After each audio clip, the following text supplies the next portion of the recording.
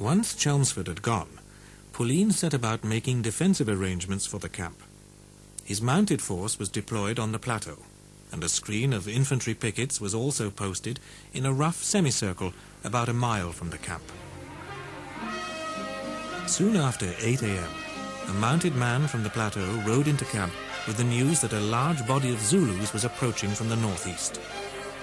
The whole camp was ordered to stand to, and the infantry arrayed in front of the tents in a defensive position. At this juncture, Durnford arrived from Rorke's Drift, with a detachment from his column including a strong cavalry force with a rocket battery in tow. This raised a slight problem of military etiquette, as Durnford was now effectively the senior officer in camp. But Chelmsford had left no clear orders for him on his arrival, as he expected the camp to be struck soon to follow his own column. At that point, firing was heard from the direction taken by Chelmsford's column. Durnford therefore decided that Chelmsford had found the main impi, and that rather than take charge of the camp, he would move up to support Chelmsford, leaving command in the hands of Pauline. The colourful Durnford viewed himself as a dashing knight-errant figure. He naturally felt it necessary, therefore, to ride to the aid of what he imagined to be the hard-pressed column commanded by his superior officer. The tedium of guarding the camp could safely be left in the hands of others. Colonel Durnford and his force had gone little more than 2 miles from Isandlwana, however, when they encountered the main impi bearing down at a run towards the British lines. Their target was not Chelmsford, but Pauline. In the panic, Major Russell was able to bring his rocket battery briefly into action. But such was the pace of the Zulu advance, the battery was overrun and all but 3 of the rocket crew killed. Durnford was able to carry out a fighting retreat, with his well-drilled mounted men stopping occasionally to fire at the advancing Zulus. Eventually they retired to a deep donga, a dried-up waterbed, about a mile from the camp on the British right, and from there they kept up a galling fire which held the Zulus at bay. By now the outlying companies had been drawn back, and the garrison had once again formed a line of defence, which, despite being spread very thinly, was pouring forth a concentrated fire into the ranks of the Zulus, who were now unable to advance any further into the face of a murderous hail of lead. The Zulus stopped and took cover, about 300 yards from the British line, where they could be heard murmuring, like a gigantic swarm of angry bees. Had they been able to maintain their rate of fire, all might yet have been well for the men of the 24th Regiment. But weighed against them were a set of circumstances which together were to prove their undoing. The troops firing at the Zulus were some way from the camp, so the journey to and from the wagon lines to where the ammunition was held was a round trip which amounted to some half a mile. So the rate of resupply by hard-pressed runners was slow. The fastest aimed rate of the Martini-Henry rifle was some 12 rounds per minute, and it was this devastating fire which was keeping the Zulus at bay. The thin rolled brass cartridges were far from perfect, however, and when fired, they frequently stuck in the overheated chambers of the rifles and had to be prized free with the bayonet. Repeated firing also caused the barrel to foul up with gunpowder residue, which in turn caused more overheating and, unless scoured out, gave the rifle a recoil like the kick of a mule. After an hour's concentrated firing, many of the men already had severe bruising and were having to fire their rifles at arm's length. Others were using rags to save burnt fingers from red-hot barrels. Isandlwana was the first major engagement for the British Army armed with breech-loading rifles, so no one could have known that the 70 rounds issued to each soldier would prove insufficient for a major engagement, and that the strict regulations for issue of fresh ammunition in action would prove woefully slow under an entirely new set of circumstances. The British wagons were filled with 500,000 rounds packed into strong mahogany boxes, secured with metal bands and tightly screwed down lids. Probably the most publicly known incident in the whole of the disaster of Isandlwana was the matter of the ammunition boxes. Once again, myth and fact have become irretrievably combined. This on my lap here is an actual box of ammunition, or an ammunition box, from Isandlwana, which belongs to a colleague of mine at Sandhurst. And it is indicative of the problems they were having of getting into these ammunition boxes, because this has been attacked by a bayonet from the near side to prise out, first of all, the screw, which is very bent and has been in that condition ever since the Battle of Isandlwana. And also on this side we have a piece of wood which the bayonet is also split away. The desperate attempts to get into it so that it could be made to slide and the ammunition extracted. The quartermaster and the quartermaster sergeants of the 24th Regiment were experienced and thorough soldiers, but they did their job by the book. At this critical juncture, they therefore refused to supply Colonel Durnford's black runners with ammunition, as they were not from the 1st Battalion, and as regulations stated, 1st Battalion ammunition was to be reserved for 1st Battalion rifles. This was bad enough. But their refusal to supply any ammunition to anyone other than those men authorized to receive it was contributing to the slackening rate of British fire. Particularly on the right, Durnford's men were running dangerously low on ammunition, as his runners searched frantically in the chaos of the camp for their own ammunition wagons. So once your ammunition handler was trying to get his ammunition out of these particular forms of box, he'd got the screw out, he'd made the slide work, he still faced several more tasks to do. First of all, there was this tin or metal type enclosure, had to strip that back, and then inside there, individually sealed, were all these packets of ammunition, which are not coming out very easily now, and contained within them the typical brass round of the period. This had to be broken, the seal broken, and then the handfuls of ammunition put on each soldier's position at the firing step for him to carry on firing. It was a very complex idea, really. It had not been thought through, I don't think, in the Ministry of War back in England and the supplies people. It was a little bit too complex for action period. But we're still in the business of myth and fact. How far it was the problem of breaking into the box, how far it was the problem of being allowed to break into a box by a quartermaster sergeant, well, that will remain forever in dispute. All along the British line, the Zulus began to creep closer and closer as they perceived a diminishment in the rate of fire, until finally they were within charging distance of the British.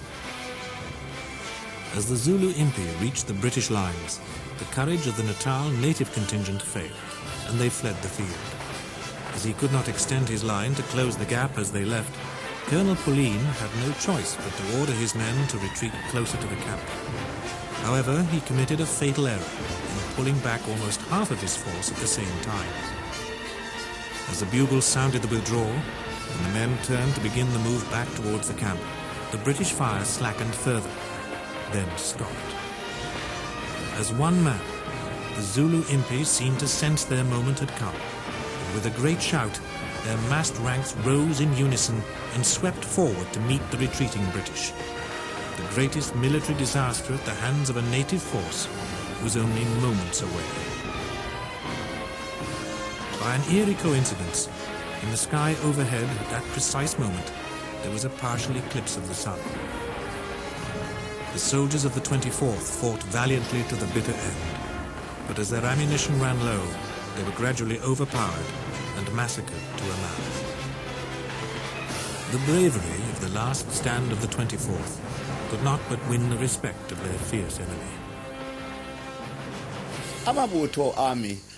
My warriors told me of the heat of the battle and the courage of the redcoats, but all in vain.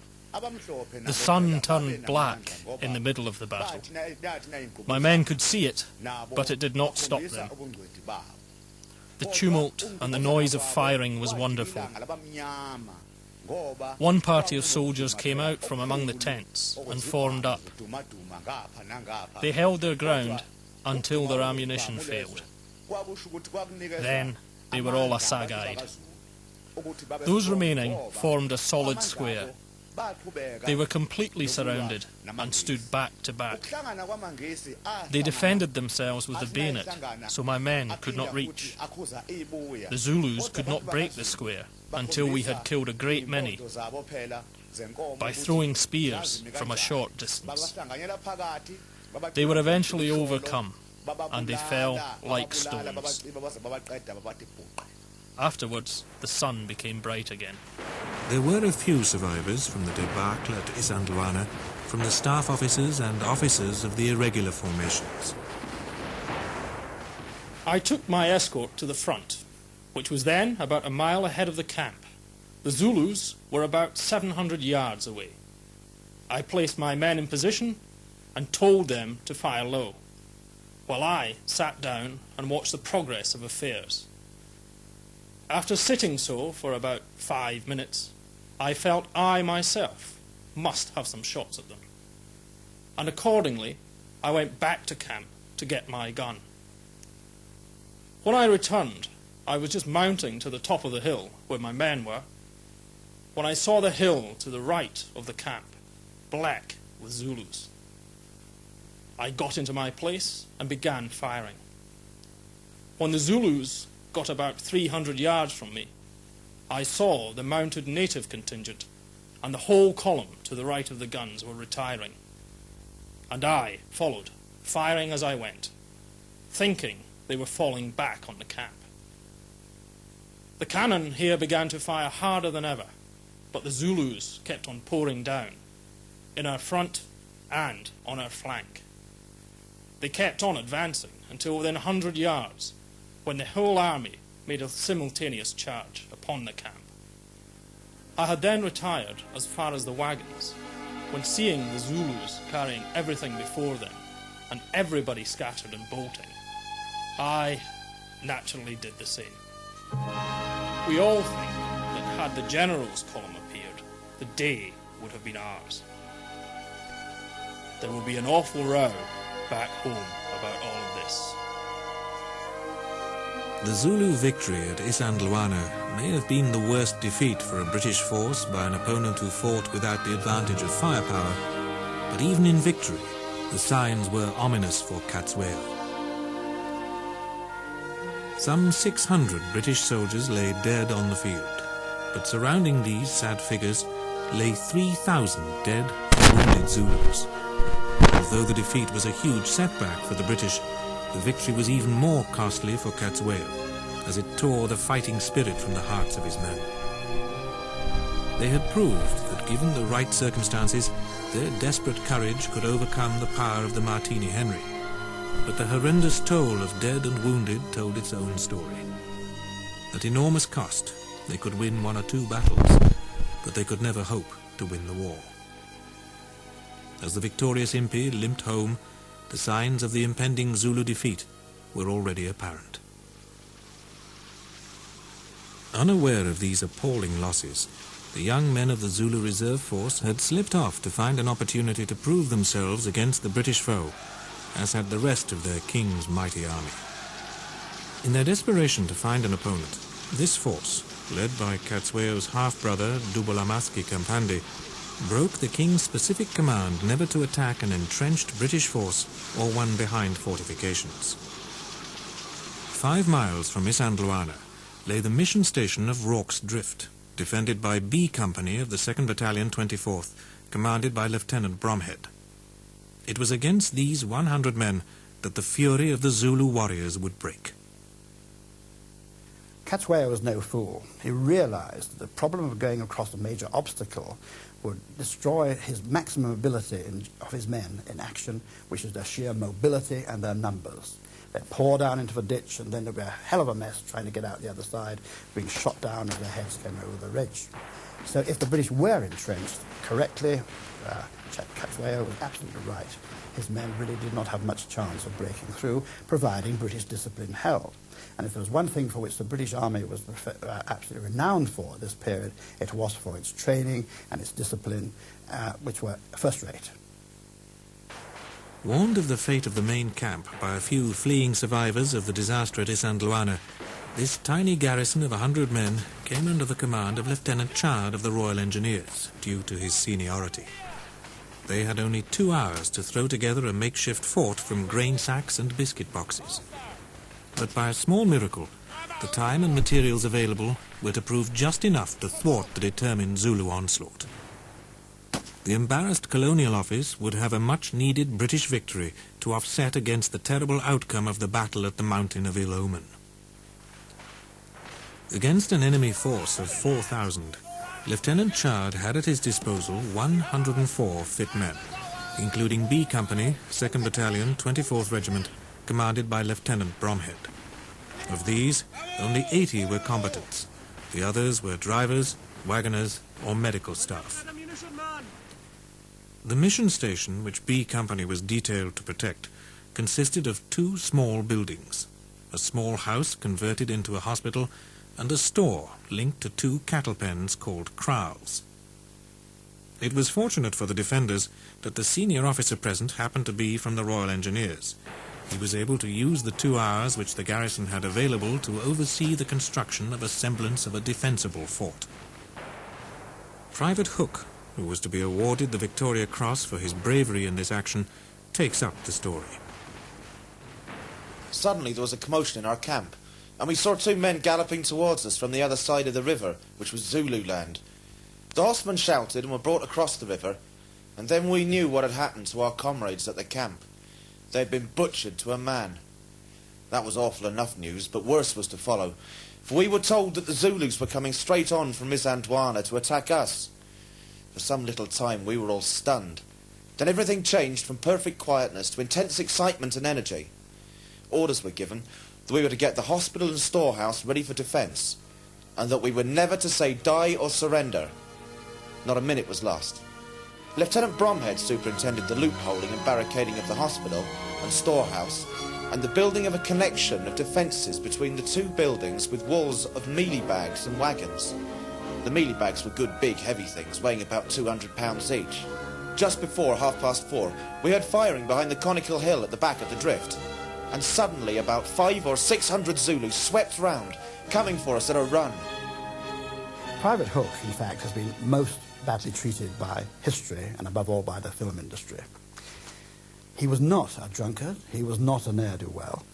He had joined the League of Victorian Virtue, which was a non-drinking organisation 15 years before the Battle of the Rorke's Drift. He was a lay reader. He was meant to be a model private soldier. And the only mystery about him is why he ever came into the army, because he was a prosperous minor farmer in Wales, and nobody's ever explained that. But poor old Hookie, you're no good, Private Hook, you remember, that's the phrase people always remember about him, was in fact totally travestied by that view. Lieutenant Chard's small garrison had constructed 2 separate lines of defence, an overall perimeter, including the store and hospital, and a second line of defence constructed of biscuit boxes, which the defenders could fall back on if it proved impossible to hold both the store and hospital. As at Isandlwana, the initial withering fire from the Martini Henry rifles was sufficient to keep the Zulus at bay. But a number of rifle-armed Zulu snipers had climbed the escarpment behind the mission station, and the fire began to cause casualties among the unprotected men manning the north wall with their backs to the Zulus. Worse still was the unrelenting surge of warriors which carried wave upon wave right up to the barricades, where fierce hand-to-hand fighting occurred as the men of B Company struggled desperately for their lives. As the warriors attacked, the soldiers were gradually pushed back from the perimeter to the breastwork outside the hospital, although they still clung frantically to the hospital itself. Time and time again, the ferocious Zulu attacks were repulsed in the most desperate manner. Twice, Lieutenant Bromhead led bayonet charges to clear the Zulus from the mission. Unobserved, however, a party of Zulus had managed to set fire to the roof of the hospital, which caused the defenders to withdraw to the line of biscuit boxes.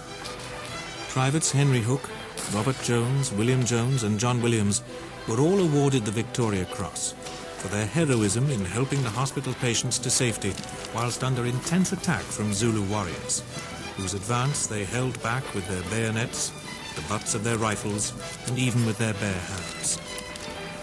The battle for the hospital was a siege within a siege, and at first the flames which licked at the walls of the hospital seemed to bode ill for the defenders, but it was to prove otherwise, as Private Hook recalled.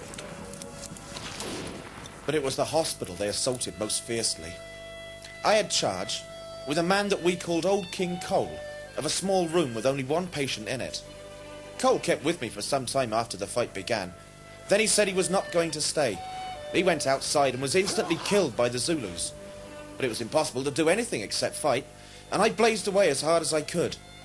The Zulus were swarming around us, and there was an extraordinary rattle as the bullets struck the biscuit boxes, and queer thuds as they plumped into the bags of mealies. From the very first, the enemy tried to rush the hospital, and at last they managed to set fire to the thick grass which formed the roof. This put us in a terrible plight, because it meant that we were either to be massacred or burnt alive, or get out of the building.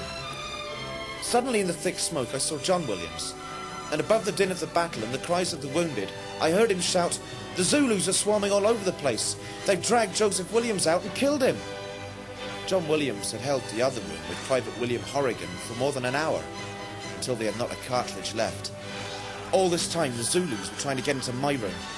Their assegais kept whizzing towards us, and one struck me in the front of the helmet, but the helmet tilted back under the blow and made the spear lose its power, so that I escaped with a scalp wound, which did not trouble me much then, although it has often caused me illness since. Hook's hair never grew back. The later photograph of Private Hook clearly shows the scar which the assegai left. The flames from the burning hospital provided a light in that dark African night by which the defenders were able to see the attacking Zulus as clear as day. It was probably this single factor which allowed the British to survive a night of intense fighting. Without the light from the hospital, they would surely have been overrun in the darkness.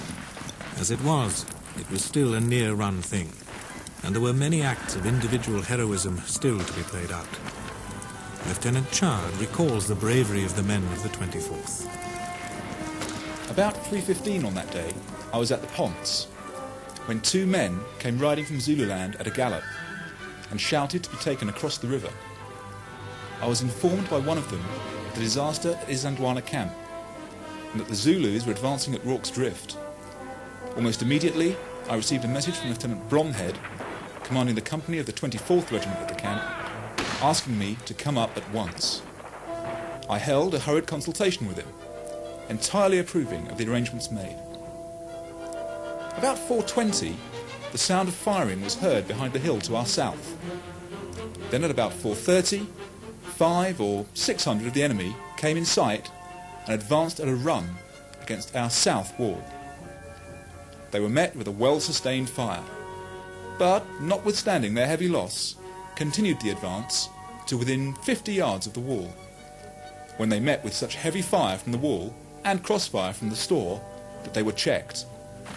The garrison of the hospital defended it room by room, bringing out all the sick that could be moved before they retired, Privates Williams, Hook, Robert Jones and William Jones of the 24th Regiment being the last men to leave, holding the doorway with their bayonets, their own ammunition being expended.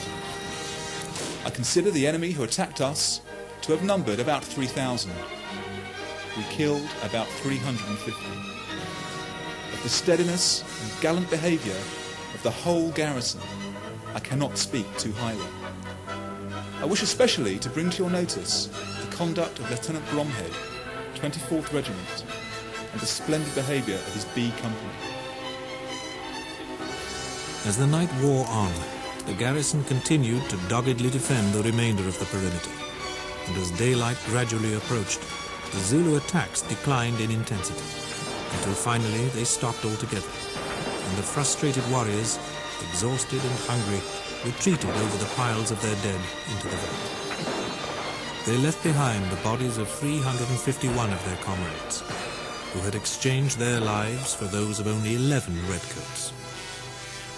The heroic defense of Rorke's Drift was rewarded by the largest number of awards for bravery in a single action in the history of the British Army.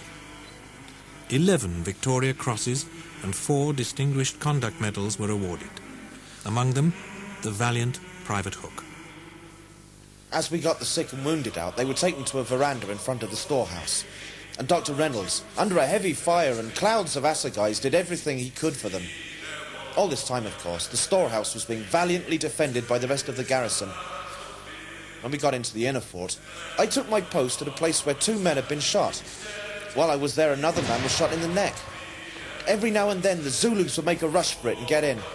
We had to charge them out. By this time it was dark, and the hospital was all in flames. But this gave us a splendid light to fight by. I believe it was this light which saved us. We could see them coming, and they could not rush us and take us by surprise from any point. For the survivors of B Company, the story was indeed to have a happy ending. They were relieved by Lord Chelmsford's column that very day.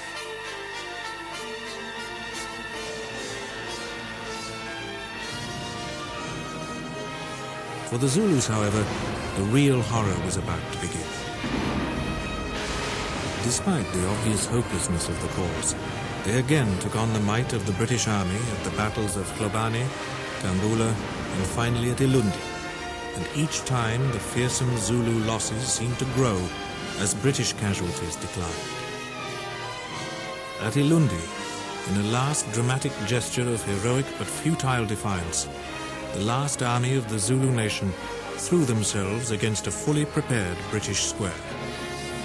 In less than half an hour, 2,000 Zulu warriors lay dead upon the field, and the 17th Lancers were pursuing the fleeing remnants of the army without mercy. The British lost 10 men that day. The warrior Zulu nation had, as predicted, been decisively defeated in a war which lasted only 6 months. But with their fierce courage and independent spirit, they had left their mark on history.